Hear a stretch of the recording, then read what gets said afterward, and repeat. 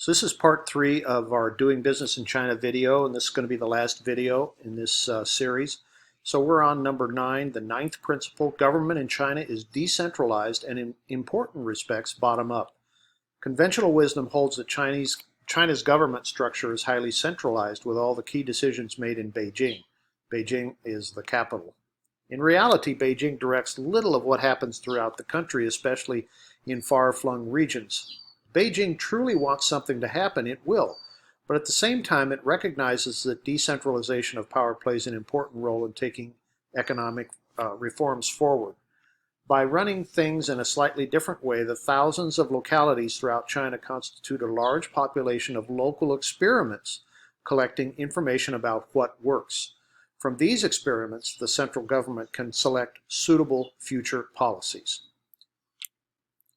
Expect conditions to vary by locations. It's crucial to involve the local government, even if you have agreement from Beijing. If the local government wants to thwart you, it will. And so this is number 10. Be conscious of the large picture. Most of the growth in China since 1978 has come from private, small, and medium-sized enterprises. Today, they make up about 65% of Chinese GDP. Moving forward, policymakers are keen for China to produce its own large multinational enterprises.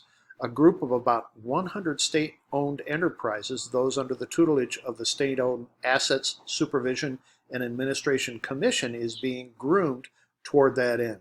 Government ownership, or at least partial control and support, also appear in many of the new industries being put together under apparently local and private initiative. You should know whether any of these targeted firms are active in your industry. If so, fierce competitive battles seem likely for the future, and easy access to state money for these firms means the playing field will not be level. Government may be on your side as long as your technology is needed. Keep this in mind when selecting a partner for cooperation or considering market entry.